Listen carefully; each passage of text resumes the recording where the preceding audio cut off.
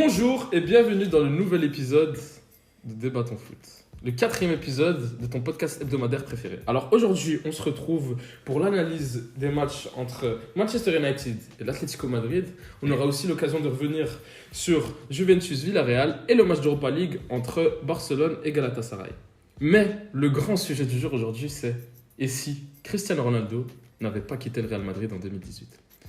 Alors, mes chers amis, encore heureux de vous retrouver aujourd'hui. FDB Ahmed, c'est quoi votre couleur du jour ?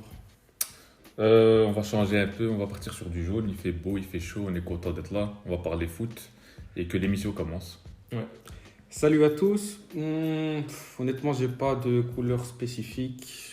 Je dirais le blanc. Je suis déçu de Manchester. On va y revenir. Mais voilà, bonjour tout le monde. Hâte de commencer. Ok, moi je partirais sur un blanc, parce qu'aujourd'hui le débat du jour m'intéresse fortement. Je pense qu'il y a beaucoup de spéculations à faire. Mais pour commencer, on va revenir sur le match entre Manchester United et l'Atlético Madrid. Et on a eu un choix de composition assez fort, mais je vais vous laisser présenter celle-ci.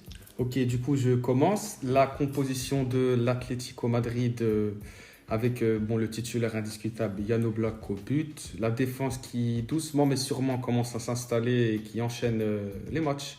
Reinildo Jiménez et Stefan Savic. Les deux pistons, Marcos Llorente et Renan Lodi à gauche. Le milieu de terrain composé de Koke, De Paul et Hector Herrera. Et l'attaque, Joao Félix, Antoine Griezmann. Côté Manchester, on avait De Gea au goal, la charnière centrale classique avec Raphaël Varane, Harry Maguire. La petite surprise, ça fait un petit moment que dans la hiérarchie, ils étaient passés devant Luke Shaw et Wan-Bissaka. On a donc retrouvé Diego Dalot et Alex Telles. Au milieu, on retrouve Fred qui était resté sur un très bon match de championnat face aux Spurs. McTominay, Bruno Fernandes en 10, Elanga pour animer le côté droit, Sancho pour le côté gauche et CR7 devant. À noter qu'on avait Pogba sur le banc ainsi que Marcus Rashford. Choix assez fort, donc est-ce que vous pensez que Paul Pogba aurait dû débuter la rencontre ? Si je peux commencer, comme l'a dit Frelon, Fred était sur un très bon match. McTominay qui est à mon sens indiscutable dans cette équipe de Manchester. Du coup, la question c'était plutôt Pogba ou Bruno Fernandes. Il a fait le choix de mettre le Portugais. Choix que après coup c'est facile de dire choix contestable vu le match très moyen de Bruno. Mais bon, l'entrée de Pogba n'était pas non plus fringant. Du coup, je suis pas très convaincu que... Enfin, je ne sais pas si c'était forcément une mauvaise idée de mettre Pogba sur le banc. Je ne sais pas ce que tu en penses, Frelon. Complètement d'accord avec toi. Mon avis, il avait expliqué qu'il voulait garder Pogba pour le faire rentrer dans le sens où il voulait un relais à Bruno Fernandes, puisque Bruno Fernandes il revenait du Covid, je crois. Ouais, Il n'était peut-être pas à 100%, enfin, on l'a vu sur ce match-là, il n'était pas terrible. Et du coup, il voulait se garder une cartouche sur le banc. Bon, le pari est raté, j'ai envie de dire, puisqu'ils sont dehors maintenant. Ouais. Même si, on va y revenir, Fred et McTominay ont fait leur match notamment en première période. Tu peux commencer l'analyse de la première mi-temps d'ailleurs. Je voulais juste revenir avant sur le choix de mettre Griezmann. Griezmann, la deuxième mi-temps en témoigne. Griezmann qui a bien défendu. Est-ce que c'était un choix logique? À mon sens, oui. Même si Correa méritait peut-être d'être titulaire. Mais si je ne me trompe pas, il revenait d'un petit coup. Il était pas à 100%. Il est rentré plus tard dans le match si je ne me trompe pas. C'est ça, oui. Du coup, voilà. Personnellement, je m'attendais à voir Félix aux côtés d'Antoine Griezmann en pointe. C'était un choix payant, vu ce qu'a apporté Antoine Griezmann avec son pressing. Défensivement, ouais. Exactement. Mais on va revenir sur la première mi-temps. Je peux y aller. Première mi-temps, Manchester United qui devait juste faire mieux que le match aller. C'était pas très compliqué vu le désastre du premier match. Un Manchester United que j'ai trouvé entreprenant avec beaucoup de mouvements.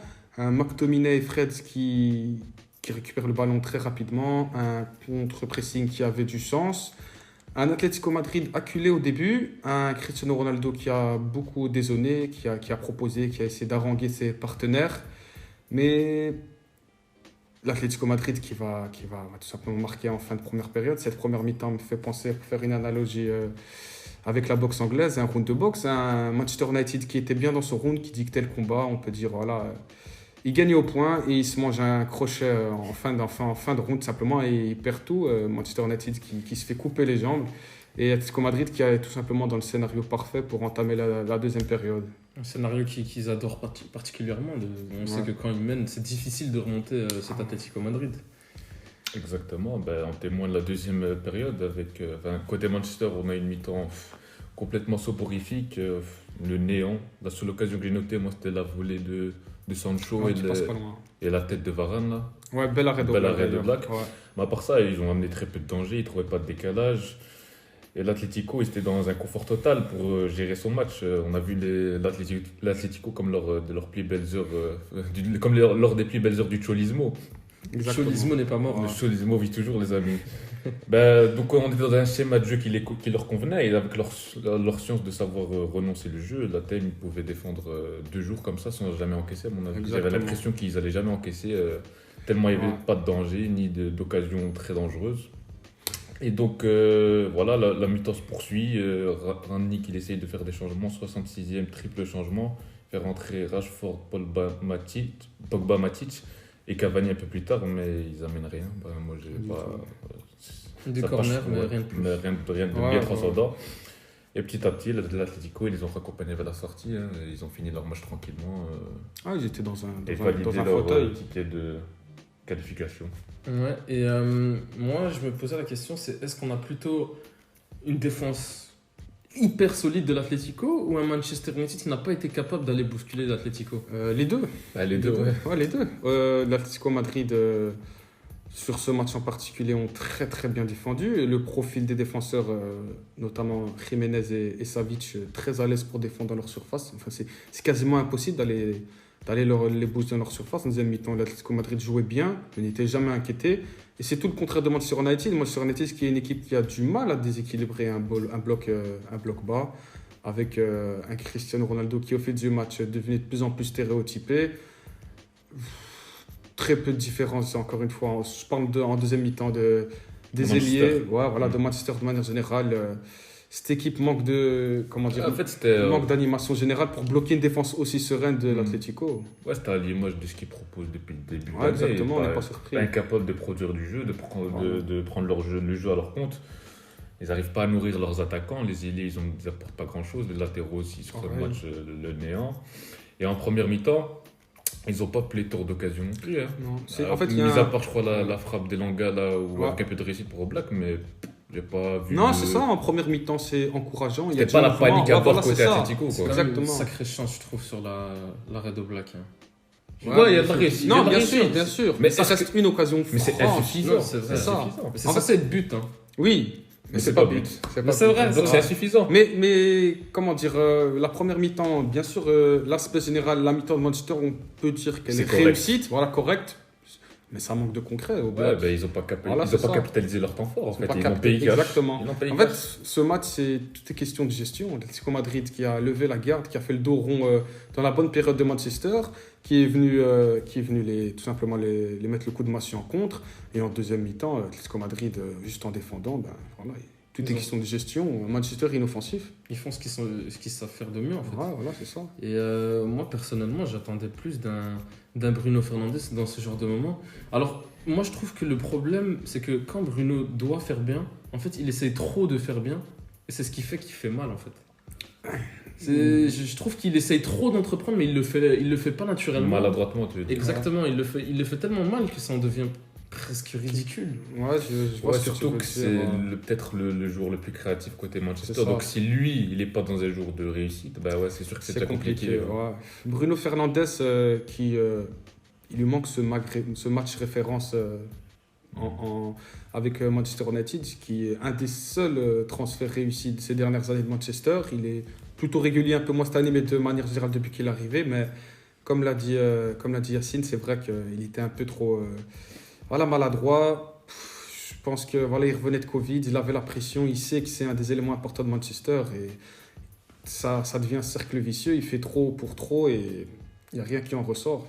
On attend plus d'un milieu de sa classe et on parle peut-être du meilleur joueur de l'équipe. Mais c'est ça que je peut-être sur reproche sujet de aussi discussion. d'ailleurs, là je rebondis sur ce que tu as dit, c'est ça que je reproche aux joueurs de Manchester. Ils sont constamment dans l'attente. Ils attendent que leur leader, c'était Bruno et CR7, ils attendent qu'eux déclenchent quelque chose. Ouais, c'est ça. Mais les autres, ils n'ont rien proposé durant le match, tu vois ce que je veux dire. C'est vrai, c'est vrai. C'est ça. Et Sancho, moi j'ai trouvé qu'il s'est fait écraser par Marcos Llorente. Surtout en deuxième mi-temps, en première mi-temps, je l'ai trouvé. Je dirais Ouais. pas bon, ça va.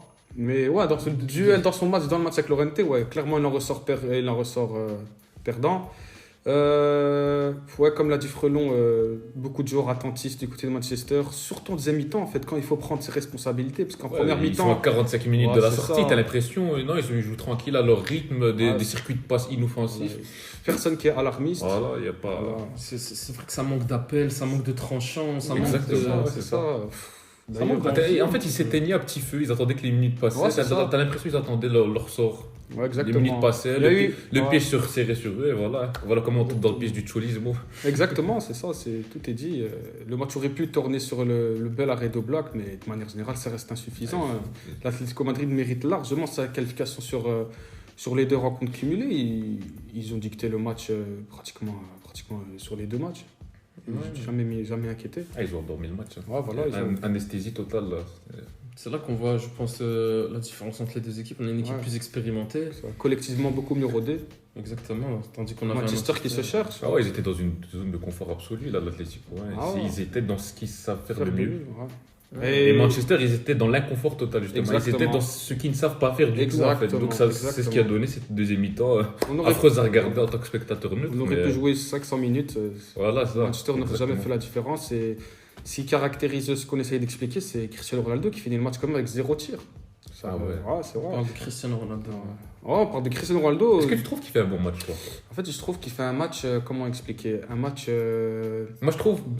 Je t'en prie, je t'en prie. Moi, je trouve il fait un bon match, globalement, mais il fait pas le bon match. C'est pas le logiciel de jeu qu'il fallait dans ce C'est ce que, match-là. Tu vois ce que j'ai, ce que j'ai, le mot que je cherchais, il va sûrement me revenir. En fait, il fait un match, je dirais pas bizarre, mais c'est un match où la première mi-temps, on a vu un Cristiano Ronaldo beaucoup dézonné.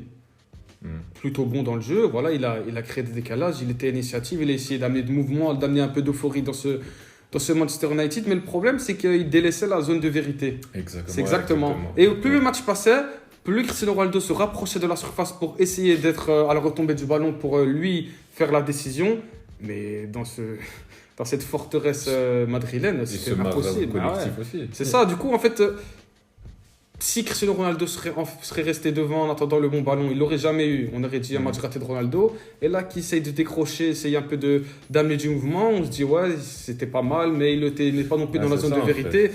C'est juste que Cristiano Ronaldo n'est tout simplement plus un joueur autosuffisant. Pardon. Et donc, normalement, Cristiano Ronaldo, c'est la cerise sur le gâteau, c'est lui qui doit finir les actions de Manchester.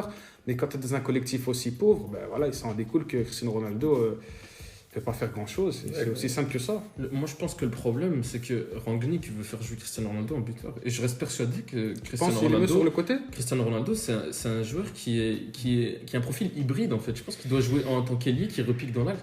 Par exemple, Mais- il y a un collègue à nous, Alex De Castro, qui a fait une vidéo dessus et qui expliquait que Cristiano Ronaldo devait jouer sur l'aile et qu'il avait besoin d'un buteur pour avoir de la présence à la surface parce que ça reste un profil assez hybride. C'est un profil spécial, Cristiano Ronaldo. Ouais, c'est intéressant ce que tu Ouais, dis. mais moi, je réfute cette idée. Moi, En je fait, suis pas de cet avis-là. Moi, je pense que c'est pas question de poste, je pense que c'est question de profil en fait, question d'attaque.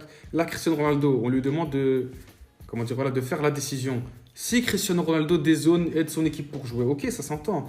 Mais il faut voir à côté, il y a qui? À côté, tu as Jadon Sancho, un joueur qui n'est clairement pas là pour marquer, un joueur aléatoire dans la finition, qui, on va dire, a plus des qualités d'un contre un. Et à côté, tu as Elanga. On va pas demander à Elanga, voilà, c'est pas un esthète du but, c'est pas un joueur habitué à ces grands rendez-vous. Du coup, je pense que tout est question de profil. Si Cristiano Ronaldo, dans une hypothèse, jouerait avec des ailiers qui peuvent marquer, qui peuvent se retrouver dans la surface, ça ne me dérange pas qu'il décroche. Là, dans ce Manchester United-là, où si lui n'est pas à la retombée du ballon, il n'y a personne, je trouve que ça a moins de sens de le mettre autre part sur le terrain. Mais est-ce que Et même- Rangnick fait pas le mauvais choix en voulant faire jouer Cristiano Ronaldo buteur avec ces ailiers-là? C'est ça la question. Ça... T'aurais fait quoi, toi? Moi, Tu penses que ça aurait été quoi ton trio d'attaque qui aurait du sens pour compléter tout ça? je pense que Manchester United s'attendait pas à recruter Cristiano Ronaldo. Et il est là tout le problème. C'est qu'ils sont venus ajouter Cristiano Ronaldo à une équipe qui n'était pas adaptée à Cristiano Ronaldo. Mais Ah, ça, mon ça, je pense qu'on pourra sûrement revenir quand on va faire une petite autopsie de Manchester. Tout découle de la planification sportive, en fait. C'est ça, j'ai pas envie de spoiler parce qu'on va revenir après, mais je vois où tu veux en venir. Mais donc, t'aurais proposé quoi? T'aurais mis Rashford. Rashford est très mauvais cette année. Cavani titulaire. Cavani, son entrée est nulle. Ça manque de présence dans la surface. Ouais. Ouais, mais je pense pas aussi que c'est les choix des hommes qui. C'est pas le choix des hommes qui pose problème, c'est surtout l'animation globale de l'attaque de Manchester.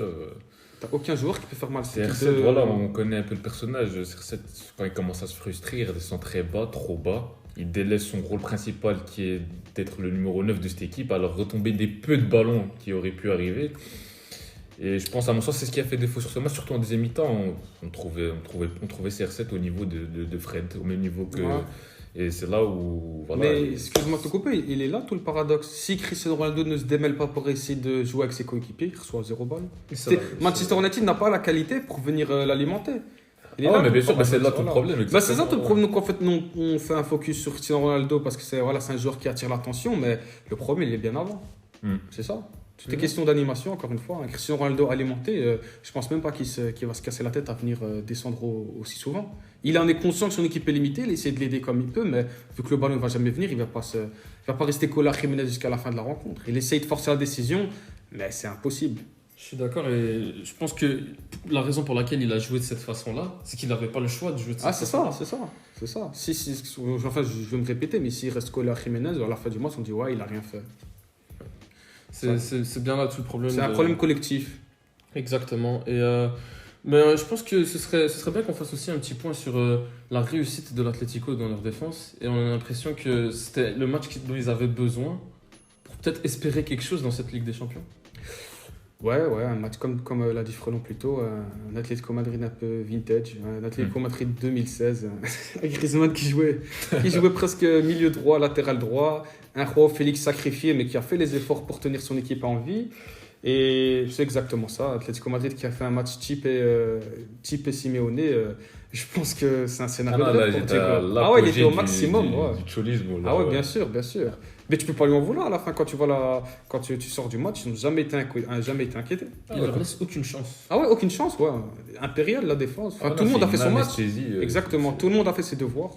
Tout le monde a boulon rempli qui manque. ses tâches. Voilà, c'est ça. Hein. Le contrat est rempli, la qualification bout, on peut rien leur reprocher. On peut rien leur reprocher. C'est l'éternel débat, le jeu ou les résultats. Exactement. Mais ça mérite d'être mis en avant parce que cette année, justement cette saison, ils ont eu du mal à reproduire ce genre de match. C'est vrai. La période de janvier, un Atlético Madrid qui a encaissé beaucoup de buts, ce qui faisait leur force, normalement, il y a quelques temps, ils encaissaient beaucoup. Et là, il faut faire une telle performance collective. Je pense que ça fait du bien. Je pense que ça va faire du bien pour les hommes de Simeone au niveau de la confiance. Ouais, ça va resserrer pour les la troupes, suite hein. de la compétition, en fonction de leur futur adversaire. Ouais, c'est une bonne performance. Ça va être intéressant de voir parce que je pense que c'est City qui a été tiré au sort contre Ouais. l'Atlético. Ça va être intéressant de voir Opposition de comment est-ce qu'ils vont style. gérer. Exactement. Opposition de style. Position de style extrême, Ah. hein. On pourrait penser à un atelier de finition pour les joueurs de City. Ouais, Mais c'est bon, ça. on va voir, hein. C'est un entraînement. Enfin, On va voir les limites du cholismo, à mon avis. Exactement. Jusque quel point ils peuvent résister aux Ouais. assauts d'une Après, équipe qui attaque beaucoup. c'est face peut-être au meilleur collectif d'Europe. Ouais. Le collectif qui est le mieux armé pour briser un bloc bas. Mais un match Ah très ouais. intéressant. Manchester United à côté de City, c'était du pain béni. Ah ouais, ça c'est pas la... Il faudra encore élever le niveau du côté de l'Atlético s'ils espèrent faire un résultat. Très, très hâte de voir ce que ce match va donner. Je propose qu'on revienne sur les top 3 de chaque équipe. On va commencer par l'Atlético Madrid. Ok. En top, En top, ouais. ouais, je commence. Moi, je vais en premier. Mon premier top, c'est Renildo. J'y reproche parce que déjà, il fait une bonne performance aujourd'hui.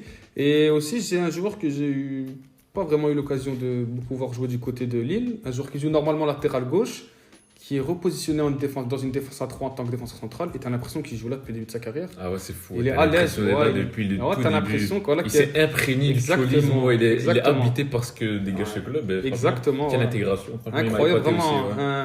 Bon, c'est peut-être un peu tôt pour le dire, mais un très bon coup de l'Atlético au niveau du mercato. Du coup, voilà, je pense que Renildo mérite d'être mis en avant. Il m'a épaté. Il est excellent ce Wow. jeune joueur. Ouais, en plus, il a un côté hybride. Il peut un peu se replacer à gauche pour la relance. Non, c'est une bonne recrue. Ouais. Moi, je donnerais un top. Moi aussi, ce serait plutôt Marcos Llorente. Je l'ai vraiment trouvé excellent défensivement. Ouais. Il a laissé aucune chance à Sancho de créer. Et je pense qu'ils attendaient beaucoup de Sancho, Manchester C'est United, vrai. pour créer quelque chose. Et il lui a pas laissé une seule fois la chance de créer quelque chose. Ouais, Ouais, il est- il a excuse-moi, cadenassé Ouais. complètement. hein. Il est beaucoup plus explosif que Sancho. Il rattrape les mètres perdus facilement. Exactement. Ouais, clairement, il a remporté son duel à distance avec Jadon Sancho. Puis ça faisait avec Trippier qui avait repris ce poste de piston droit. Ça faisait longtemps qu'on l'avait pas vu Ouais, exactement. à ce poste-là. Et franchement, moi, je l'ai trouvé vraiment bon. Et je pense que c'est peut-être son poste de prédilection. Bah, dans l'effectif actuel de l'Atlético Madrid, c'est son meilleur poste parce que derrière lui, il n'y a pas de vrai piston. Du coup, le champ est libre. Et ouais, un très bon match. Ah ouais, mais Llorente, de toute façon, c'est un joueur fiable. C'est le genre de joueur que tu peux mettre à tous les postes. Tu sais qu'il va Exactement. faire le minimum du boulot. Ouais, il fait les efforts. Ouais, il fait les efforts qu'il faut. Donc Ouais. à partir de là, C'est vrai, défensivement, il a été bon. c'est un atout pour l'entraîneur. Et d'ailleurs, en parlant d'entraîneur, moi, mon top, c'est Simeone. On est obligé de lui rendre hommage après la performance qu'ont rendu ces hommes. Match abouti, bonne lecture du match. Il a su contrôler le Manchester de A à Z. Le pari est rempli. Ouais, Bravo à l'Atlético. bravo à Atletico. Est-ce Hâte qu'on de a les des voir en tops quart. au niveau de Manchester United? Top au niveau de Manchester United. C'est une sacrée question. Personnellement, j'ai pas de top. Ouais, J'ai vraiment Ouais, aucun top. franchement, Je c'est pense très difficile de ressortir. sûr. Ouais. Fred fait une bonne première mi-temps, mais un match de 90 minutes. Du coup, ouais, personnellement, j'ai pas de top. pas de top non plus. Et les Ouais. flops? On commence par Atletico en flop, il n'y en a pas, moi, personnellement. Exactement, personnellement, j'en ai pas non plus. Moi, c'est plus facile. Ouais, il y a. Ils font un bon Le match seul flop collectif. qu'il y a, en c'est fait. côté Manchester. Ouais, c'est ça, tous les joueurs d'Atletico ont fait leur Les joueurs devoir. ouais, ils ont fait un match d'équipe. Tout le monde était Exactement. dans l'équipe et il n'y en a pas un qui est sorti plus que l'autre. Exactement, ils ont Par fait ce contre, qu'il fallait. Je pense que ce sera plus facile de trouver des flops pour Ah ouais. nos chers amis mancuniens. Ouh, Bah, t'as déjà lancé les hostilités. Bruno, Bruno c'est un match qu'on Fernandes, attendait. exactement. Complètement éteint. C'est de lui qu'on attend la lumière dans cette équipe avec CR7 en Ligue des Champions. Mais voilà, globalement, il a été très décevant. Il n'a pas amené grand-chose. Brouillon, beaucoup de déchets techniques. Très nerveux aussi, je trouve. Bruno, dans les matchs Ouais. importants, je le trouve très nerveux. Il Ça a ce côté agace. râleur, c'est agaçant, ça agace un Ouais. peu tout le monde. Ouais, pas au rendez-vous, une fois de plus dans les grands rendez-vous, mais bon. Ouais. Moi, je suis Malheureusement. vraiment frustré par Bruno Fernandes. J'en attends tellement plus. Parce que je trouve que c'est un des meilleurs milieux du monde. Et depuis qu'il arrive à Manchester United, j'ai l'impression qu'à chaque grand match, on attend un grand Bruno. Et à chaque fois, il nous déçoit. Ouais. On attend plus de C'est- Bruno Fernandes. Il commence, je pense qu'il a 26 ou 27 ans. Je pense il est dans son prime. C'est maintenant qu'il doit prouver que c'est un grand joueur. S'il marque des doublés contre Everton, ok, c'est bien, mais on attend vraiment des grands matchs en Ligue des Champions, contre des grandes équipes de Première Ligue. J'ai pas le souvenir d'un Bruno qui a fait un grand match contre le top 6 en Première Ligue ou contre Ça arrivait, mais vraiment très rarement. Ouais. beaucoup trop rarement. Ouais, en beaucoup fait. trop rarement. Ouais. Mais en fait, il est là, toute la question de Bruno. Je suis pas là pour le défendre, son match est mauvais, mais c'est la limite comment dire, c'est la limite des différences individuelles. Dans un match où tu es rattrapé par le collectif, bien sûr qu'il ouais. peut faire mieux, mais ça reste compliqué. Il faut vraiment sortir the match, the performance pour soutirer pour élever cette équipe de Manchester. Du coup, je suis totalement d'accord avec toi. Hein. C'est systématique dans les très grandes rencontres. Un Bruno un peu moyen, il faut forcer de constater, mais ça ne suit pas derrière. Mais en fait, c'est pour ça que je pense qu'en deuxième flop, on pourra aussi parler de Rangnick. Ouais. Tu mets Rangnick, toi, en flop? Tu mets Ragnick. Ouais. Ben, je pense que il y avait quand même sur le banc de grands joueurs. Il a mis une composition qui n'a pas forcément fonctionné. Peut-être qu'en première mi-temps, c'était bien, mais en deuxième mi-temps... Ah, il a réagi, je trouve. Ouais. Il a réagi vite. Il a Après, fait, est-ce qu'il a ouais. bien réagi? Je sais pas. T'aurais mais- fait quoi, excuse-moi, en composition de part alors? Et qui que t'aurais mis Tiller Pogba? Ben, moi, je pense que lors du dernier match, Pogba, j'avais bien aimé son association un peu Cristiano. Je trouvais que Pogba jouait assez haut et Cristiano avait l'occasion de descendre et il y avait quand même quelqu'un qui était là assez haut sur le terrain. Ouais. Vu que Pogba a une grosse présence physique, il a un jeu... Il n'a pas vraiment un bon jeu de tête, il a un jeu de tête correct, mais il est présent pour épauler, potentiel le ballon. ouais. Exactement, je pense que c'était le bon profil à mettre. Ouais. J'aurais peut-être pas mis Bruno Fernandes, même si ça aurait été un choix fort. Ouais, bah, à mon humble avis, avec ma. J'ai pas les compétences de Ralf Ragnick, mais j'aurais préféré Pogba titulaire et Bruno qui sont sortis de banc, peut-être. Mais moi, personnellement, Ragnick, je lui en veux même pas. S'il est là en intérim, il va prendre un poste de directeur sportif à la fin de son intérim. Il fait ce qu'il peut avec ce qu'il a. Cette équipe de Manchester, on va y revenir dans l'autopsie, n'a ni queue ni tête. Je suis déçu, un peu comme tout le monde. Voilà, quoi. Ouais, je partage ton avis. Ouais. Comme je l'avais déjà dit, Rangnick, tu sens que c'est pas un entraîneur de foot. Il a pas Ouais. la gueule, il a pas les. Je sais pas, il a pas ce truc-là d'entraîneur, d'être sur le bord de la pelouse, d'haranguer ses joueurs. Il est calme, il est C'est statique. ça, quoi, ouais. C'est un mec qui doit connaître le foot, ça c'est sûr. Ah, Je bien ne remets sûr, pas en question ouais, ses c'est connaissances. un bon entraîneur. Mais sa place, elle est pas sur Non. le bord d'un terrain. Tu sens En que c'est tout- pas un en leader fait- de vestiaire, quoi. Surtout dans ce Manchester United-là, qui a un problème profond, en fait. Exactement. C'est ça, c'est un Manchester qui mérite d'être totalement reconstruit. Un entraîneur qui sait qu'il est là que pour 6 mois, qui n'a pas d'expérience avec un top club. Et, voilà, et même un bon entraîneur, on a vu plein d'entraîneurs de Manchester se casser la gueule. C'est pas Ralf Ragnick, directeur sportif, qui va arranger tout ça. Du coup, je te trouve un peu dur, personnellement. Ok, je peux comprendre, mais après, j'en attends plus. Ça fait quand même déjà quelques mois qu'il Oui, est là. bien sûr, Je vois bien pas sûr. vraiment de pattes ou quoi. Ouais, ouais. Et troisième flop, moi, je suis désolé, on l'a tabassé, mais Harry Maguire. Chaque fois qu'il touche la balle, à chaque fois qu'il touche la balle, j'ai peur. Et dans toutes les situations, il est en Il difficulté. fait pas le pire match de sa carrière. Non, mais C'est quand un même, mauvais match, je trouve. Mais quand même, j'ai l'impression qu'il. Après, c'est le symbole de ce Manchester. Ouais, mais Si- il pue. Comment dire, il pue l'inassurance. J'ai peur quand il touche le ballon, je suis jamais serein. Ouais, c'est Maguire, Ouais, quoi. c'est Maguire, quoi. Mais j'en ai marre qu'il joue. C'est ça le titulaire. Je comprends pas. J'ai l'impression il y a l'impression que les entraîneurs se suivent et continuent à lui faire confiance. Encore une fois, tout est question Ouais. de planification sportive. Si t'as un Ragnick qui demande de jouer haut sur le terrain avec un contre-pressing, Maguire, c'est pas son rôle. Mais totalement pas. Voilà. En plus, t'as Lindelof qui est vraiment pas mauvais. Ouais, mais ça. Lindelof, c'est un joueur plus à l'aise, loin de son but. Du coup, voilà, je sais pas. Un peu Ouais, le secouer. Moi, j'aurais quand même pas mis Maguire sur ce Ouais. match-là. Je trouve pas qu'il fait d'erreurs significatives. Après, c'est sûr que c'est pas de l'assurance tout risque, mais voilà, c'est pas de lui que j'ai envie de parler. Moi, je reviendrai plus sur Sancho. Bah, alors là, Ouais, je te rejoins. Non, Qui, pour soi-disant, moi, enfin, soi-disant, il revenait plus ou moins à un niveau Correct. décent. Ouais. Il arrivait à créer quelques situations sur ses derniers matchs. Mais sur ce match, c'était le néant absolu. Je me demande s'il a passé une seule fois Marcos Llorente dans le match. Non. Tous ces dribbles ratés, des dribbles trop caricaturaux. Ouais, pas de tranchant, pas de danger. Ouais. C'est pas ce qu'on attend d'un ailier de Manchester, quoi. Mais surtout pas d'un ailier qu'on compare à des Mbappé. Qui quand. C'est pas moi qui l'a comparé à Mbappé, Ah ouais. ça je peux vous le Ah, dire. mais j'ai vu des comparaisons, et même moi à l'époque, franchement, je trouvais que la comparaison avait du sens. Mais Non. aujourd'hui, quand on les Bon, compare, Ah, aujourd'hui, ça- ça paraît. Ouais, ça ça peut paraît irréel. Ouais. C'est un autre débat, ça, mais ouais, il faut juste rappeler son prix. Combien 100 millions, c'est ça 80 millions. 80 millions. C'est beaucoup trop. Enfin, c'est trop peu. Du coup, bien sûr, on est déçu par Sancho. Moi aussi, c'est mon troisième flop. Hein. Non, je suis totalement d'accord. Ben, on peut faire l'autopsie de Manchester United avant de passer Ouais. à la prochaine séquence. Ben, Manchester United, en fait, le problème, il est très profond. C'est un problème, comme je l'ai dit plus tôt, de planification sportive. C'est des joueurs, tu as l'impression qu'ils ne sont pas faits pour jouer ensemble. Les entraîneurs se suivent sans ligne directrice.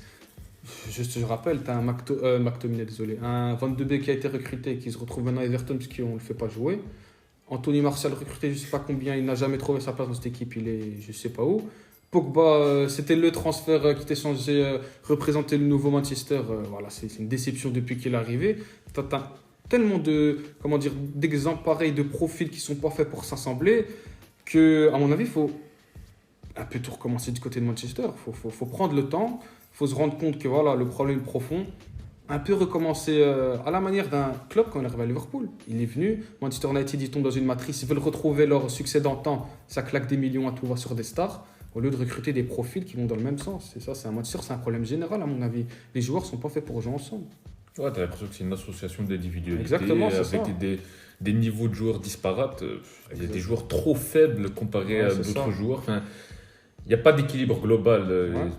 T'as l'impression que les joueurs faibles tirent avec eux les joueurs un peu plus forts. Et voilà, enfin, voilà, c'est difficile à chaque fois pour les Ouais. joueurs plus forts, De se démarquer. Ouais. de se démarquer, de tirer à chaque fois Mais le c'est collectif plus vers le haut. Quoi. Mais c'est parce qu'il n'y a pas de ligne directrice. Ouais, il y a pas ce que- d'équilibre. ce que Le Solskjaer groupe est fait, mal construit. En Voilà, fait. ce que Mourinho a fait n'a rien à voir avec ce que Solskjaer a essayé de faire. Ce que Solskjaer a essayé de faire n'a rien à voir avec ce que Rangnick fait.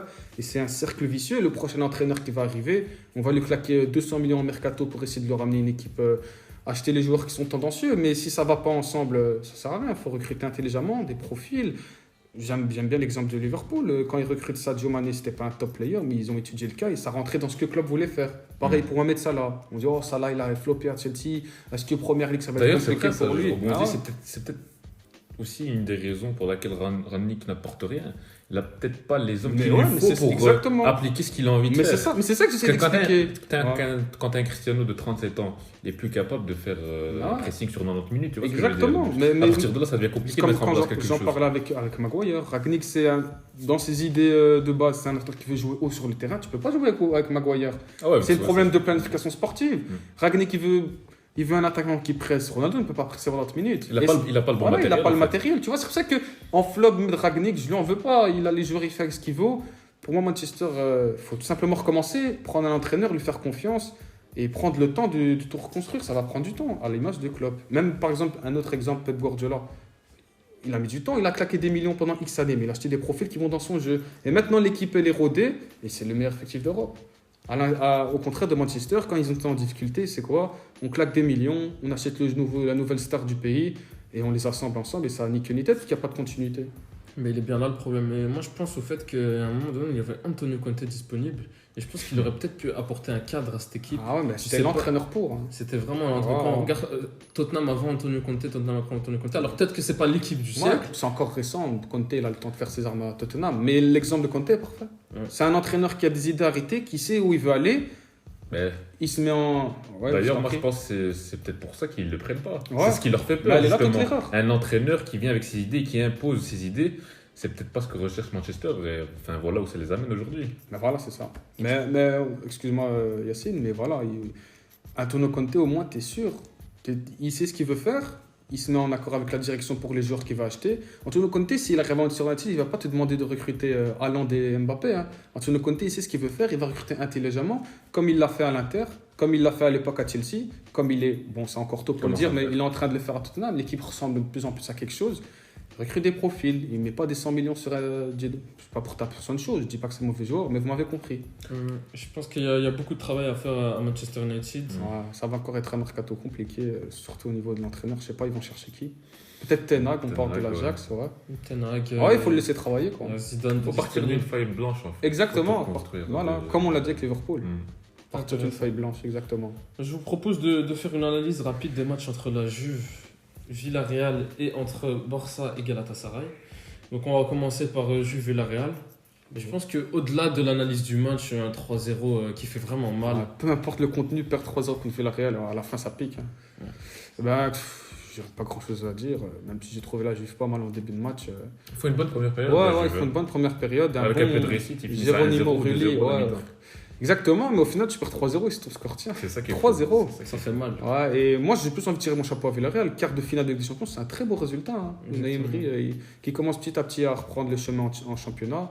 Arriver en quart en Ligue des Champions, c'est énorme. Et bravo à eux et la Juventus. Qu'est-ce que vous voulez que je vous dise? Allegri, bon. Allegri, ouais, moi je. Quoi qu'il faisait un de leurs meilleurs matchs sous. Ouais, c'est Allegri, ça, c'est ça. qui est fou. Mais, Mais Allegri qui prend le résultat c'est qu'il perd 3-0. Et à la fin, je retiens que ça. Et moi, personnellement, cet entraîneur me dérange. Avec l'effectif qu'il a, tu peux tellement faire mieux. Bon, il faut encore faire une autopsie de la Juventus une également. énième désillusion pour Mais ils la reviennent Juventus. pourtant bien en Serie A. ils sont peut-être quatrième. même dans la course au titre de loin, mais. Ça va être compliqué. Mais ils peuvent aller crocher le top 3 dans le meilleur des cas. Et c'est énorme vu leur début de saison raté. Mais voilà. Insuffisant en Ligue des Champions, ils se réveillent trop tard. Hein. Ouais, c'est ça. Ils payent leur mauvais début de saison. Là, tu vois qu'il y a quelque chose qui commence à se mettre en place. Avec l'arrivée de Vlahovic, ça jouait un peu mieux, ça ressemble un peu à quelque chose. Mais voilà, c'est trop juste pour pouvoir faire quelque chose en Ligue des Champions. Ouais, exactement. J'ai rien d'autre à dire. Hâte de voir ce que la Juve va faire cet été. Ouais, bravo à Villarreal, c'est tout ce que j'ai envie de dire personnellement. Une réussite, une très grande réussite. Ouais. Le retour de, comme je l'avais dit dans le premier ou deuxième, c'est plus, de Gérard Moreno. Ça, j'ai hâte de suivre ça. Enfin, on pourra avoir Danjuma à son poste. Ça, Ah ouais, il a très, encore joué très attaquant, intéressant. j'ai pensé à Ça, toi en c'est- plus. Ah ouais, mais à la fin du match, Mais quand ça- Moreno est rentré, il était plus déporté sur la gauche. Et ils ont C'est fait mal en frustrant, contre. d'ailleurs en première mi-temps. Ouais. Le peu de fois où Danjuma il était sur le côté Ah gauche, ouais. il faisait des misères. T'as vu, C'était vu. assourdissant. C'était exceptionnel, Ah, il faisait hein. des misères. C'est Il a fait aberrant. très mal à De Chiglio, hein, dès qu'il avait le ballon. Pour ceux qui connaissent JMK, petite dédicace. C'est aberrant. On va aussi passer au match entre Barça et Galatasaray.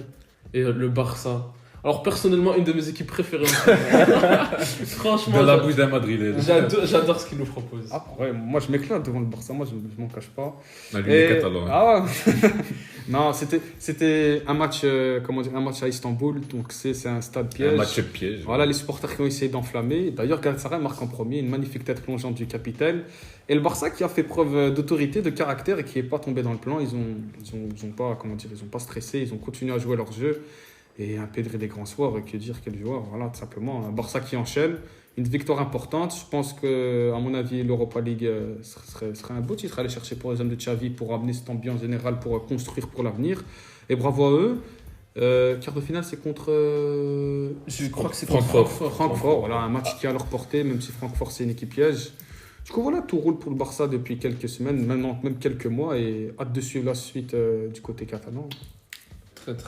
Très impressionné par ce que Xavi a pu réaliser. Ouais. Moi, personnellement, même au début, je le sentais pas forcément. T'avais des doutes? Mais j'avais beaucoup de doutes, moi personnellement, Ouais. j'y croyais pas, pour être honnête. Mais alors, ce qu'il est en train de nous proposer depuis quelques semaines, avec le Classico qui arrive, j'ai hâte de voir Ah, ouais. ce que va donner ce match entre le Real et le Barça. Je pense que le Real va peut-être se faire surprendre dans ce On match. a déjà vu les prémices de ce Barça-là en Supercoupe. Hein. Ouais, ils avaient été On a pas vu mal en un Supercoupe. Barça plus que correct qui a réussi à mettre en difficulté et à imposer leur jeu au Real Madrid.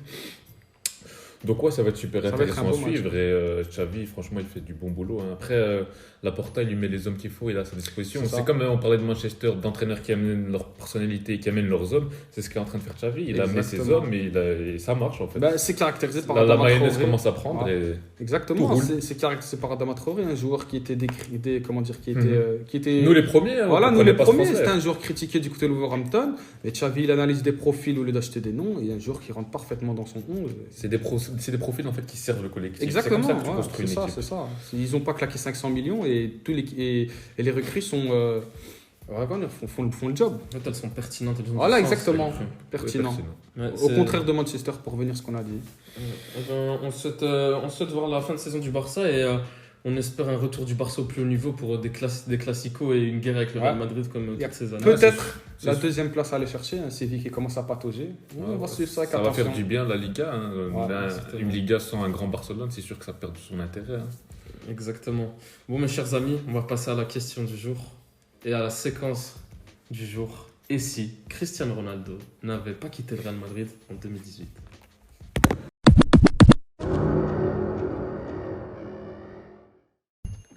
Et si Cristiano Ronaldo n'avait pas quitté le Real Madrid en 2018?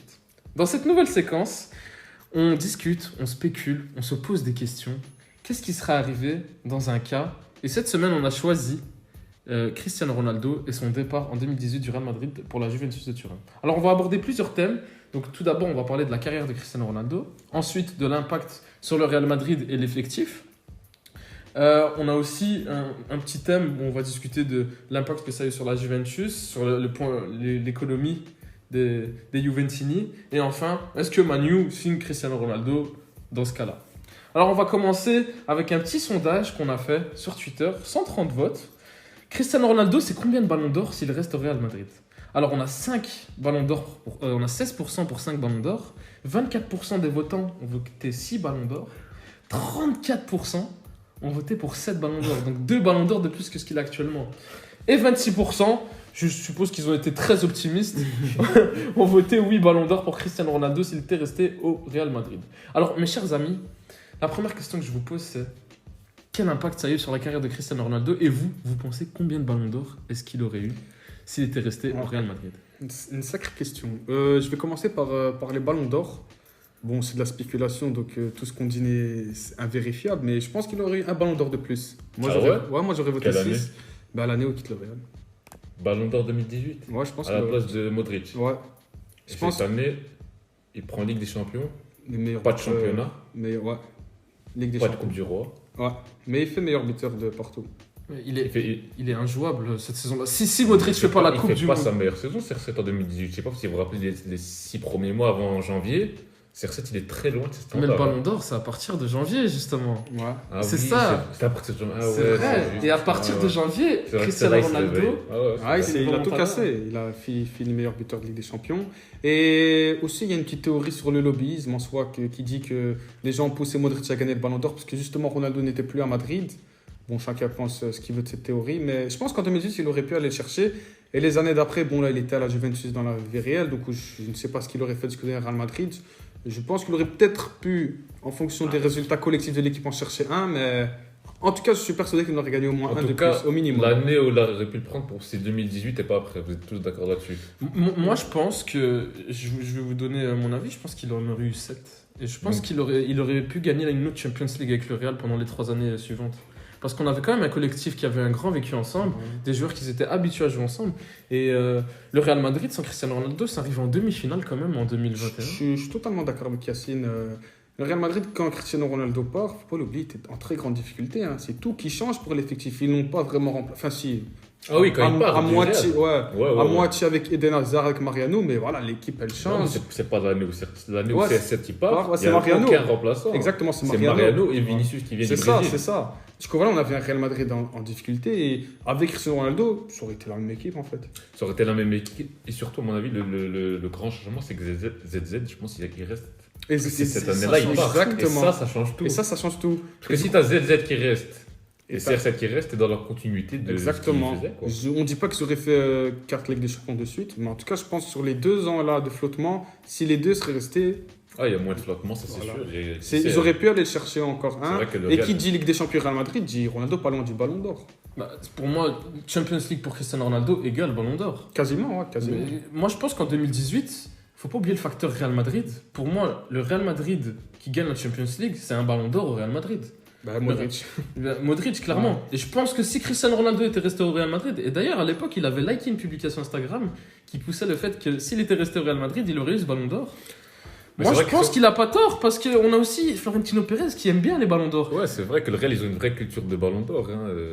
Ils ont eu de nombreux lauréats. C'est sûr que ça a aidé aussi CR7 pendant ces années Bien au sûr. Real à avoir des ballons d'or peut-être moins mérités. Enfin, je sais pas, on pourra toujours en discuter, mais c'est sûr que ça leur a aidé dans la course au ballon d'or en jouant au Real. Exactement, Ça l'a peut-être desservi en jouant à la Juve, malheureusement. Mais... Ouais.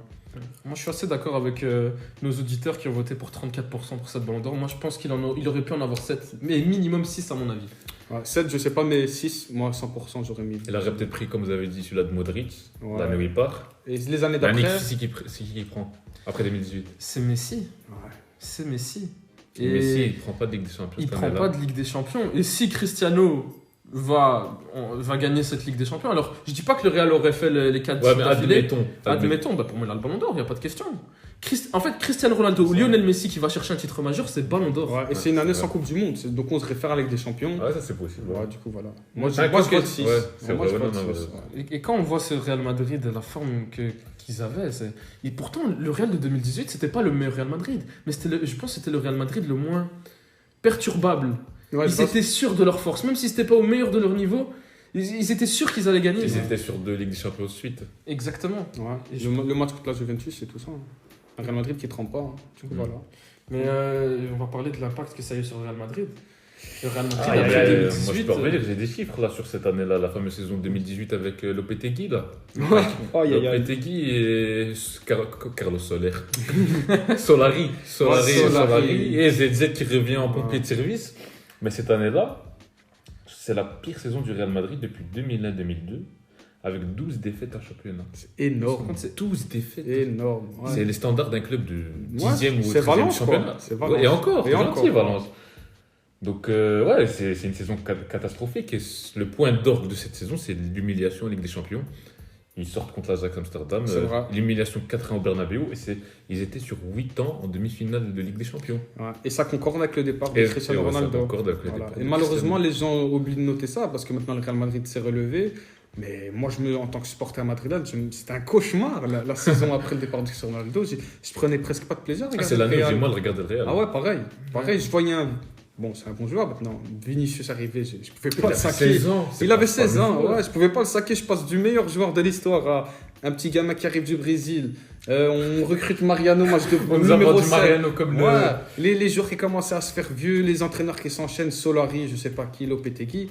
Non, le départ de Cristiano Ronaldo a fait très très mal au Real Madrid.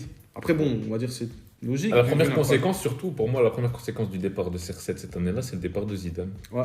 C'est ça. Et ça Directement. change tout. Et ça Real Madrid. change tout. Ça change tout. T'as un nouvel homme qui arrive, Voilà. qui veut mettre des nouvelles choses en place. Il décide apparemment de ce qu'il dit. C'est lui qui prend la décision de ne pas remplacer Cristiano. Il est très satisfait de l'équipe. Il veut mettre Isco au centre du projet, je me rappelle. Ouais, Lopetegui, ouais, je me rappelle. Il rappelle Mariano. Ils activent la clause de rachat parce qu'il faisait une bonne saison. Mais après, bon, À voilà. Lyon. On Ouais. remplace pas Cristiano Ronaldo par Mariano avec tout le respect qu'on a pour Mariano. Enfin voilà, à la suite des événements, on la connaît. L'impact sur l'effectif est énorme. Moi, je pense aussi qu'il y a un aspect mental qu'on a oublié beaucoup. Quand Cristiano Ronaldo part, t'as quand même un effectif exceptionnel. T'as encore Bale, Benzema, Isco en T'as le attaque. même effectif en fait. Ouais. Exactement. T'as Asensio encore qui est hyper prometteur à l'époque. Mais ça change tout. Exactement, ça change tout. T'as un Isco qui déçoit. T'as- Un Senso malheureusement qui est trop court pour porter le. Il s'était blessé aussi. Il s'était très peu de blessé. temps après, ouais. Un Benzema qui lui, contrairement à certains joueurs, lui, va c'est prendre lui les qui rênes du s'émancipe, club. là. Ouais. C'est peut-être la seule bonne nouvelle du départ de Ronaldo, c'est l'explosion de Karim Benzema. T'as un milieu de terrain qui est toujours performant, Sandor. qui commence à perdre un peu en. Moi, je me en rappelle valeur. d'un Modric qui, retour de Coupe du Monde, est complètement gazé et qui Ouais. est, Et là, juste d'enchaîner. avant son ballon d'or, n'est pas Mm. vraiment au top. Hein. Ouais, ouais. Ouais, exactement. Ouais, ça a tout changé. Aussi, on aimait beaucoup dire que les soldats de Ronaldo perdent en valeur, notamment les Lucas Vasquez, les Asensio. Sans Cristiano Ronaldo avaient du mal au début. Je me ouais. rappelle parce que c'est des joueurs qui savaient profiter d'une bombe atomique comme CR7 et sans lui, ils étaient beaucoup moins performants. Et surtout, il y avait un joueur de moins, une place en moins, le Ouais. poste d'ailier gauche. Ah, c'est ça. C'était quoi? Mais encore maintenant, enfin, pas ailier gauche, mais encore le poste d'ailier est toujours un problème du côté de Real depuis très longtemps. Ils ont dû rappeler Vinicius qui avait 16 ans. Là, il, jouait Ouais, avec- c'est là, vrai. il avait 2-3 matchs avec la Castille. On était là, on a fait jouer Vinicius dans un Exactement. classico, il me rappelle. On Bien avait sûr. Avec ouais. Solari, il rappelle, Ouais. enfin, ça en dit long sur Ah, non, le les- trou que ça a laissé en fait. En fait, le truc que ça a laissé, on a essayé de le remplacer par Eden Hazard. Un an après. Ouais. Un an Parce que trop c'était tard. c'était Un an un an trop trop tard. ouais. Un an Eden trop Hazard tard. est venu en 2018. Bon, je peux pas. je peux Le pas mal est savoir. fait, la saison, elle est Ouais, le mal catastrophique. est fait, L'élimination, elle est. Exactement. Mais moi, je me pose une question. T'as vendu Cristiano Ronaldo pour 100 millions. T'as recruté Eden Hazard pour 100 millions. Quand tu fais le calcul, Ah ouais, non, clairement. Ah, le au calcul change, tu mathématique. perds. il y a un Ah vrai ouais. problème. Florentino Pérez, je pense qu'il s'est quand même trompé sur ce transfert. De quoi En tant que président, je suis pas sûr. Hein. Du départ de Ronaldo. Sportivement, peut-être. Mais économiquement, ils vont un jour de 33 ans ou 34 ans. C'est C'était vrai, à c'est 100 vrai. millions d'euros. 33 ans, 33 ans. 33 ans. C'est vrai que 100 millions c'est d'euros. énorme. Il n'aurait pas pu tirer plus d'argent. Ah non. La vérité, moi, sur le plan économique, je pense vendre un joueur de 33 ans 100 millions, c'est. Après, C'est c'est une anomalie. Cristiano Ronaldo, Ouais. mais c'est une anomalie du football. Après, la Juventus n'est pas perdant. Hein. Ah Ronaldo, ouais, il te mais- fait gagner le double de Bon, tes on va revenir abonnés. là-dessus, de toute façon. Et aussi sportivement, la Juve, il a performé. Moi, je pense qu'on est sur... Moi, personnellement, je suis pas d'accord avec vous. Je pense qu'on est sur un perdant, un transfert perdant de tous les côtés, que ce soit de la Juventus pour Cristiano Ronaldo ou pour le Real Madrid. Je pense que la Juventus ont certes gagné plus de visibilité. Ils ont quand même eu un type de joueur qu'ils n'ont jamais eu. Je pense un des meilleurs Ouais. joueurs de tous les temps. Bon, peut-être qu'il y avait quand même eu Zidane et Platini. Et qui des sont passés grands noms à la mais- Juve. Il y a mais des voilà. grands noms, ça fait partie des meilleurs joueurs d'histoire de la Juventus. Exactement. Et moi, je pense que. Comment on dit le terme Toi, après. A posteriori, pour moi, c'était pas le transfert qu'il fallait faire. Pour À la la Juventus ou pour le Real En fait, je pense que pour tous les tous côtés, les partis. exactement pour tous les partis. Moi, je pense qu'il y a eu, ça n'a pas bénéficié à quelqu'un plus qu'à un autre. Ça a plutôt, je sais pas tout le ton monde a avis. plutôt perdu, je dirais. CR7 fait quand même un très bon passage à la Juve, mais on reste sur un échec. La Juve qui a recruté Cristiano Ronaldo pour gagner la Ligue des Champions, on est sur un échec aussi. Et le Real Madrid qui a laissé partir Cristiano Ronaldo pour recruter Eden Hazard au prix auquel elle l'a vendu, c'est un échec. C'est vrai que fait comme ça, c'est dur. Moi, je sais pas ton peut-être avis dans le sens où, quand tu dis que la Juve, t'es pas sûr que c'est judicieux d'avoir recruté CR7. Moi, je trouve que ce recrutement, il s'entendait dans le sens où la Juventus, ils étaient sur une bonne période. Enfin, avant CR7, ils évoluaient constamment jusqu'à arriver à la finale de Ligue des Champions, mais ils n'arrivaient pas à passer ce palier. Et le recrutement de CR7, c'est tu recrutes la Ligue des Champions un peu. Donc, dans le projet, ça s'entendait. Tu ramènes Sur le moment, le tout monde meilleur dit, joueur ouais, c'est ça. de la Ligue des Champions pour gagner la Ligue des Champions. Donc ça s'entendait. Après, bon, ça s'est pas traduit sur le terrain malheureusement, mais on peut revenir sur le passage à la Juve. Moi, je suis totalement d'accord. Hein. Et avec ce que tu dis, c'était vraiment le joueur à aller chercher. Je reviens pas là-dessus, mais c'est vrai qu'à posteriori, quand on regarde, c'était pas un franc succès. Quand tu fais le bilan, ouais, mais après, moi je pense qu'il y a des conséquences. Non, Il y a bien des sûr. circonstances Si atténuantes. si on refait tout le projet Juventus, on en a pour 2 heures, mais ça en découle de tellement de mauvaises décisions de la Juventus. Et c'est pas propre à Ronaldo, même dans un effectif très limité, il a performé. Et il arrive aussi, à mon avis, dans une équipe en fin de cycle. Bien sûr. Exactement. Surtout ça. Ah ouais, non, Il est pas là- arrivé- je pense exactement. qu'il arrive 2 ans avant là. Ah, ça L'année, change- il faut- Ah non, il gagne 2 ça Ligues des change Champions tout. de La suite. Juve, Ah ouais. c'est la meilleure équipe d'Europe. Exactement. Je pense que c'est clairement le profil qui leur manquait dans ces Ouais, années où ouais. ils ont perdu contre le Barça. et le C'est Real ça. Madrid. Exactement. ça. ouais, ouais. C'est Malheureusement, juste question de timing. il est venu un peu trop tard. Il est venu en fin de cycle côté Juventus et il est parti. Ouais, enfin, Ouais, c'est voilà, ça, c'est ça. Quoi. Dans une période de flottement. Et combiné avec Betancourt. Mais en fait, ce qui est incroyable dans ce transfert, c'est qu'il a eu tellement d'impact. Est-ce que Eden Hazard atterrit au Real Madrid si Cristiano reste? Est-ce que la Juve sombre comme actuellement elle sombre? J'abuse un peu dans mes termes, mais est-ce que la Juve aurait peut-être pas réussi d'une autre manière? En fait, ça soulève tellement de questions. Ouais, non, si on revient sur Juventus, moi je pense que Ronaldo, il a tellement, porté la Juventus, je pense qu'il a retardé la bombe. Si Cristiano Ronaldo ne vient pas à la Juventus en 2018, le club sombre juste avant. Là, ça arrive maintenant avec son départ, ils sont éliminés en 8e, ils sont loin de la course au titre en Serie A. Si Ronaldo ne vient pas en 2018, mais c'est en 2018 qu'on a eu cette période-là où la Juve perd tout. Il a porté le club. Il jouait vraiment avec des joueurs limités. Et il a réussi à scorer, à finir meilleur joueur de Serie A, 2 fois meilleur buteur. Il a marqué des triplés Ligue des Champions. Donc non, le Ronaldo, il a réussi à porter une équipe qui était malade. Et il a juste retardé, la descente aux enfers de la Juventus. Ouais, je suis d'accord avec toi parce que quand CR7 arrive, on se rend compte que c'est une équipe en fin de cycle en fait tout simplement. Ouais. Et comme tu as expliqué, il a réalisé ce qu'on attendait de lui en championnat statistiquement et médiatiquement. Donc, on a vraiment un impact de Cristiano Ronaldo qui a été, je pense, en fait, un transfert raté mais réussi à la Juventus en même temps. Contrasté. Contraste En fait, mitigé, oui. En fait, non. En fait, il faut rentrer dans le... Comment dire? Faut pousser un peu plus la réflexion. sur le plan Juventino, collectivement, c'est un transfert raté parce qu'ils ne vont pas chercher la Ligue des Champions. C'était l'objectif primaire. Et d'un point de vue personnel, tu n'as rien à dire de côté de Ronaldo. Il a fait ce qu'il devait faire. Exactement. Mais moi, je pense que Cristiano Ronaldo regrette son transfert à la Juventus. Tu penses? Moi, je pense que s'il avait le choix entre rester au Real Madrid et continuer avec cette équipe et peut-être aller encore chercher une Ligue des Champions, être le recordman de Ligue des Champions. S'il gagne au 6ème Ligue des Champions, il est tout seul au toit du monde. Alors, c'est déjà le roi de la Ligue des Champions, on le sait tous. Mais alors là, c'est incontestable. Et je pense qu'il va aller chercher encore un ballon d'or. Et il construit encore plus sa legacy qui est déjà énorme. Et peut-être que le débat avec Lionel Messi au niveau du GOAT, ça joue. Donc pour moi, c'est. Moi, je pense au contraire que ça l'a servi aussi dans l'image dans l'idée qu'on a que Cristiano Ronaldo, c'est un joueur qui sait s'exporter.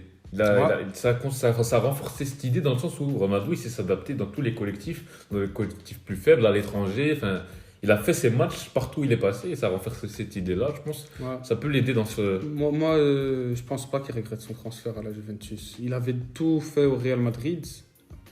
Il va dans le meilleur club d'Italie. Comment dire, il gagne des séries avec la Juventus, ça augmente son palmarès. Oui, en Ligue des Champions, ça reste une déception, mais voilà, je pense quand même que c'est un passage réussi. Ouais, peut-être qu'il aurait gagné une plus Ligue des Champions que le Real, mais comme l'a dit Frelon, quoi. Une de plus, une de moins quand on a 5. Bon, c'est vrai que c'est un peu plus anecdotique, tu vois ce que je veux dire. Je comprends ce que vous voulez dire. Et je dis pas que c'est un transfert raté, mais je pense que il y avait, en fait, le niveau qu'a eu Cristiano Ronaldo de ses 33 jusqu'à maintenant, 36, je pense qu'il pouvait tellement encore aller chercher un titre majeur et aller chercher un ballon d'or. Et c'est un peu dommage qu'il n'ait pas réussi à la Juventus de Turin. C'est la Juventus qui a raté plus que Ronaldo, en fait. Ouais, mais on va revenir sur le Real Madrid, parce qu'on est sur le Real Madrid. Eden Hazard, est-ce qu'il vient au Real Madrid si Cristiano Ronaldo reste au Real Madrid? Bien sûr que non. Non. Bah non. Non? Non. Ah non. Peut-être même pas pour jouer sur l'aile droite? Pourquoi tu vas acheter un. Enfin, il a jamais joué à l'aile droite à Chelsea, ça sert à rien de le mettre sur l'aile droite. Okay. Ils auraient cherché un autre joueur. Et encore, comme tu as expliqué, Asensio à ce moment-là, c'était pas la chef que c'est aujourd'hui. Ouais. C'est vrai. Et donc, on aurait un Eden Hazard qui serait resté à Chelsea. Ouais, peut-être qu'il serait allé à Paris, ou je sais pas. Ouais, voilà, un transfert surprise, mais non, il ne serait pas venu. Mais ce qui est fou, c'est que c'est ZZ qui poussait pour avoir Hazard. Pendant des années, il l'a jamais eu. Ouais, il est arrivé l'année où il est parti. Et ZZ demandait Hazard même quand Ronaldo était là, si je me trompe pas. Quand Ronaldo était là. C'est vrai. C'est Perez qui refusait. C'est Perez qui ne voulait pas. Après, il a vu la débâcle de la saison post-CR7, du coup, il était obligé de recruter un top attaquant, mais. Ouais, il était réticent à cette idée-là, Perez. En fait, c'est une sacrée question. C'est un gros impact aussi sur la carrière d'Eden Hazard. Ouais. Donc, ce transfert de Cristiano à la Juventus. Ouais, mais bon, faut dire du point de vue d'Eden Hazard, lui, il n'a rien à regretter. Bien sûr qu'il doit aller au Real Madrid et tenter sa chance. Là, ça va pas pour X raisons, mais Hazard, en vrai, c'est une aubaine pour les Ronaldo quitte le Real. Il a pu aller faire tenter sa chance. Ouais, voilà, ça libère une place dans le meilleur club du monde. J'ai deux dernières petites questions pour vous. La première, c'est qu'en est-il de Benzema et Isco? Donc, on sait qu'Isco, à l'époque, c'est quand même un des meilleurs joueurs du monde. Il est en train d'exploser aux yeux du monde. Cristiano part, il est obligé de, entre guillemets, prendre la relève offensive, mais c'est plutôt Benzema qui s'en occupe. Est-ce que Isco, si Cristiano était resté, aurait peut-être gardé son niveau et serait resté dans le trio avec Benzema et CR7 en tant que titulaire? C'est pas facile. C'est difficile à répondre. Quand je vois l'état actuel d'Isco, j'ai du mal à me projeter. Peut-être que c'est un joueur qui n'est pas fait pour durer sur le long terme. Isco en tant que troisième élément de l'attaque de feu, ouais, ça marche parce qu'il a une bombe atomique à côté de lui, Cristiano Ronaldo, mais... Et que Bale aussi, il était dans une mauvaise passe. Voilà, Bale était dans une mauvaise passe. Personnellement, Isco, moi j'ai du mal à l'imaginer. Après, c'était ça l'idée, dans le sens, il était, quand Ronaldo est parti, il était au centre du projet, c'était le projet de Lopetegui. Ouais. Ça n'a pas marché, enfin, on a eu une autre réponse, j'ai envie de te dire. C'est ça. C'est pas lui qui a pris le lead, c'est Benzema, peut-être le leader inattendu. C'est lui qui a porté le Real Madrid depuis cette année-là, en fait. Et donc Benzema. Ouais, je sais pas. Et ouais, pour Benzema, voilà. On a eu la réponse à la question que tout le monde se posait en fait depuis des années. On avait l'image du Benzema serviteur de CR7 au service du collectif. On se demandait s'il était capable de porter une attaque à lui tout seul. Il n'a pas perdu de temps, l'ami Benzema. Il a porté l'attaque du Real Madrid aussitôt que CR7 est parti. La petite question que j'ai pour vous, c'est est-ce que Benzema, si Cristiano Ronaldo y reste, est-ce que Benzema atteint ce niveau-là de performance? Bien sûr que non. Non. Moi, je suis catégorique. Impossible. Tout simplement parce qu'il a plus de responsabilités sur Ronaldo. Je pense que si Ronaldo serait resté, ça aurait été un des meilleurs neufs du monde. Il n'aurait pas été à la sphère qu'il a actuellement. On n'aurait pas, Voilà. pas vu cette facette de Benzema, bien ça sûr. c'est sûr. Non, exactement. Parce que Ronaldo, il te sauve des matchs et voilà ce que Benzema ne Mais il ne peut l'explique pas faire. lui-même. Quand Ouais, il avait dit en interview, quand t'es un mec, il est à côté de toi, il marque 50 buts. Qu'est-ce que tu veux faire? T'es obligé de le servir. Mais bien il marque sûr, plus ouais. que toi. Mais c'est Ouais. normal et tu vas gagner tous les Et c'est titres. normal, et avec c'est lui. comme ça que tu vas gagner. Voilà. C'est pas en faisant. Mais parce que Benzema, c'est un joueur intelligent. Voilà. Pour lui et pour l'intérêt du collectif, c'est mieux de faire ça. Et Exactement. il ne regrette pas. Son duo avec Ronaldo est exceptionnel. Aucun regret. Ah ouais, mais lui Et aussi, en c'est un équation. mec intelligent. C'est un il mec sait très bien. intelligent qui sait s'adapter en fonction de l'effectif et il s'est réinventé de la meilleure des manières. Benzema, il a tout gagné. Avec Ronaldo, il a peut-être le meilleur duo de l'histoire de Ligue des Champions. Et sans Ronaldo, bah, il a porté le meilleur club du monde. Ouais, c'est le plus grand gagnant de cette Benzema, histoire. il a tout gagné. Il a rempli son armoire à trophées avec Ronaldo. Il a profité du meilleur. Et sans lui, il a assuré la relève. Mais je pense qu'on a un des meilleurs duos offensifs de l'histoire du foot. Ah ouais, D'ailleurs, bien c'est sûr. un débat qu'on fera un jour. Ouais, Qui sera vraiment duos. intéressant. Ah ouais, Benzema, Ronaldo, c'est très solide. Ils Ouais. s'aiment beaucoup. Très solide, gros palmarès. Ah ouais, ils ont tout fait, ils ont tout fait. Ils jouent bien ensemble. Régulier, rien à dire. Et voilà. Bon, les amis, je pense qu'on va finir sur deux derniers petits sujets. Donc, c'est est-ce que Cristiano Ronaldo, s'il reste au Real Madrid en 2018, est-ce qu'il finit sa carrière là-bas? Et si il ne reste pas jusqu'en 2022 au Real Madrid, est-ce qu'il signe à Manchester United? Je peux y aller ouais. Non, vas-y. Ouais, moi, je pense qu'il n'aurait pas fini sa carrière au Real. Ah ouais. Parce que quand tu vois sa longévité de maintenant, encore à 37 ans, il joue. Je pense qu'à un certain moment, avec les contrats avec Perez, dans tous les cas, ça aurait pété. Un peu à l'image de Sergio Ramos. Et voilà, Cristiano Ronaldo qui va leur, comment dire, qui est sur le départ. Tu as plein de clubs qui auraient toqué à la porte, peut-être Paris ou Manchester. Moi, je pense qu'il serait quand même allé à Manchester, juste qu'il n'aurait pas fait la case Juventus. Il aurait fait un comeback. C'est vrai que je suis Voilà, d'accord moi, avec je le vois plus comme ça. Parce que Ronaldo, dans l'idée, veut jouer jusqu'à 40 ans. De ses 33, donc à 33 ans, quand il quitte le Real, il joue encore 7 ans au Real avec un Perez qui te propose des contrats d'1 an, avec peut-être un Ronaldo qui avait envie de changer d'air. Je pense pas qu'il aurait fini sa carrière au Real. Parce que dans l'idée, il veut jouer jusqu'à 40 ans. Je suis assez d'accord avec vous et je pense qu'il aurait pas fini sa carrière au Real. Peut-être Non. qu'il aurait peut-être pas signé à Manchester United. Ouais, peut-être un autre projet, tu vois. Paris, je sais pas. Ouais, Paris, ça aurait pu le faire en fait. Ouais, non, Paris, ça Ouais. aurait pu être intéressant. Hein. Peut-être Ça que ça aurait aurait pas été Messi qui serait allé à Paris. Ouais, c'est ça. Ah ouais, c'est possible. Ouais, voilà, si Paris apprend que Ronaldo il est en mauvais temps avec Perez et qu'il cherche un nouveau club, ben, ils auraient sauté sur l'occasion à 33, 34 ans. Mais ouais, là, c'est un peu plus compliqué parce qu'il a bientôt 38. On aurait assisté à un 37 échange Mbappé-CR7. Le choc générationnel. Ah, ça Ouais, aurait été peut-être. super Passation de intéressant. pouvoir. Ouais. Bah, les amis, pour terminer cette séquence, si vous deviez noter sur 10 l'impact sur le monde du football de ce transfert, combien est-ce que Quel vous transfert mettriez? Real Juve. C'est sur le fait que Cristiano Ronaldo est parti à la Juve. Si Cristiano Ronaldo n'était pas parti, quel impact ça a eu sur le monde du football sur 10? Ah, mais c'est un sur 10. Un Hein 10. Ah, mais c'est un Ah, sur bien 10 sûr, dans le sens un transfert de CR7 ou de Messi, ça fait trembler le football. Ah oui. Ah, c'est Ouais. quelque chose d'inattendu, on Et, s'y attendait pas. et sur tous les points, en Ligue des Champions, comment dire ça, ça met en avant la fin du règne du Real Madrid. Ouais. C'est fini les 3 Ligues des Champions de suite. Ça limite le Real Madrid collectivement. Et ça lance un nouveau projet. Ronaldo, il a mis la lumière sur la Serie A. Ouais, c'était- La Serie A en 2018, c'était pas un championnat suivi. Hein. Depuis que Ronaldo est là, tout le monde regarde la Serie A. Et encore maintenant, c'est un des championnats les plus suivis et les plus aimés des supporters. Parce que Ronaldo, il a mis la lumière dessus. Ça change tout dans tous les plans, que ce soit médiatiquement, sportivement. Aussi, En Ligue des Champions, maintenant, on a des nouveaux vainqueurs. Voilà. ça affecte aussi la Liga. Ça a fait la Liga. Parce qu'on ouais, avait, exactement. pendant 10 ans, on a eu l'image du Real Madrid de CR7 et le Barça de Messi. Ben voilà, quand il part, on n'a plus cette opposition des deux meilleurs joueurs du monde. Et la Liga en prend un grand coup. Ah ouais, et même les classicos perdent beaucoup de saveur. Exactement. Même Messi, j'ai envie de te dire que depuis que Même CR7 est Messi, parti, il t'as a plus l'impression d'intérêt. il a perdu un truc, Messi. Quand Ronaldo est parti, il y a quelque chose qui l'animait en moins. Ouais, c'est ça- sûr, moi je suis ouais, persuadé que ça moi compte, aussi. hein, d'avoir Bien sûr. un rival comme ça qui te pousse chaque année à te dépasser, C'est sûr que ouais, ça aide tout le monde. On a un triple 10 sur 10 parce que moi aussi je mets 10 Ah ouais. et je pense qu'on a C'est une évidence. un des événements les plus marquants de l'histoire du foot, clairement. Ah oui, c'est peut-être le joueur le plus connu de l'histoire du foot. Dès qu'il change de club, c'est un événement. Hein. Exactement. Mes chers amis, on va passer à la dernière séquence, la séquence quiz. Bienvenue dans la séquence quiz. Aujourd'hui, je vais poser des questions à mes invités. Alors, on a un classement, à l'heure actuelle, c'est 4-3 pour Frelon et 3, donc du coup 3 points pour Monsieur FTB. Aujourd'hui, j'ai un joueur pas facile à trouver pour vous.